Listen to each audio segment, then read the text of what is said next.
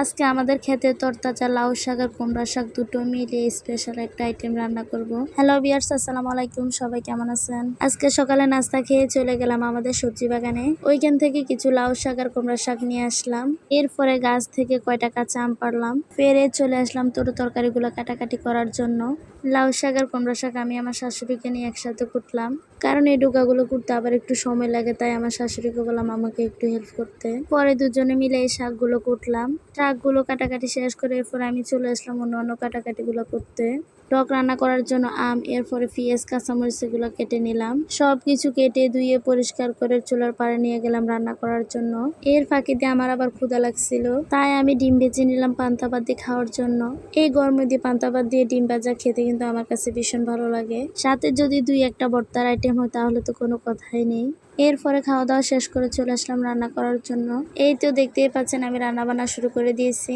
আজকে আমি শাকের সাথে আলু দিয়ে মাছ দিয়ে ঝোল রান্না করব। তো সবার প্রথমে আমি চুলায় একটা পাতিল বসিয়ে দিলাম। এরপরে পরিমাণ মতো তেল দিয়ে দিলাম। তেলটা একটু গরম হয়ে উঠলে পেঁয়াজ, রসুন, কাঁচামরিচ, হলুদ, মরিচ, লবণ যা যা লাগে সবকিছু দিয়ে দিলাম। সবকিছু দিয়ে মশলাটা একটু কষিয়ে নিলাম। মশলাটা কষানো হয়ে গেলে এরপরে এর মধ্যে আমি আলুগুলো দিয়ে দিলাম। আলুটা একটু নেড়ে ছেড়ে দিয়ে ঢাকনা দিয়ে ডেকে কিছুক্ষণ রান্না করে নিলাম। আলুটা যখন একটু সিদ্ধ হয়ে আসবে তখন আমি এর মধ্যে শাকগুলো দিয়ে দিলাম। শাকগুলো দেওয়া হয়ে গেলে এরপর আমি ঢাকনা দিয়ে ডেকে দিব। ঢাকনা দিয়ে ডেকে আমি ওই চুলা শাকটা নিয়ে গেলাম। ওইখান দিয়ে শাকটা হোক আর এখান দিয়ে আমি মাছটা ভেজে নিচ্ছি। 3 চুলায় একটা সুবিধা, একসাথে সবগুলো রান্না কমপ্লিট হয়ে যায়। যদিও একটু কষ্ট হয় কিন্তু রান্নাটা অনেক দ্রুত হয়ে যায়। এদিক দিয়ে আমি কড়াইতে মাছগুলো দিয়ে দিচ্ছি ভাজার জন্য।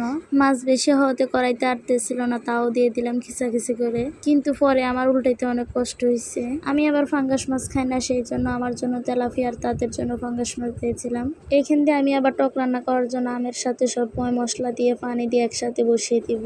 এই তো মাছটা ভাজা হয়ে গেছে, এবার আমার মাছের কড়াইটা নামিয়ে এবার টকটা বসিয়ে দিলাম। কিছুক্ষণ পরে আমি আবার টকটা ওই চুলা নিয়ে আর শাকটা এই চুলা নিয়ে আসলাম। এর ফাঁকিতে আমার শাকটাও কষিয়ে গেছে, তাই আমি পানি দিয়ে নেড়ে ছেড়ে দিলাম। ফাঁকিতে আমি আবার শাকের মধ্যে 2টা টমেটো কেটে দিলাম। টমেটো কেটে দিলে আমার কাছে অনেক ভালো লাগে। এরপরে পানি দিয়ে কিছুক্ষণ জাল করার পরে আমি মাছগুলো দিয়ে দিলাম।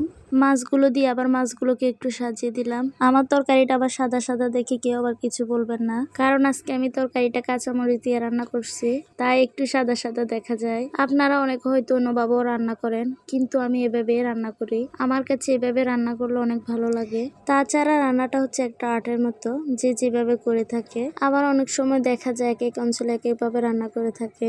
এই তো কথা বলতে বলতে আমার রান্নাটাও প্রায় শেষের দিকে। রান্নার কাজ শেষ করে এরপরে চলে আসলাম আম ভর্তা করতে। আজকে আম ভর্তা খাবো, সেই জন্য আজকের ভিডিওটা এই পর্যন্তই। সবাই ভালো থাকবেন, আল্লাহ হাফেজ।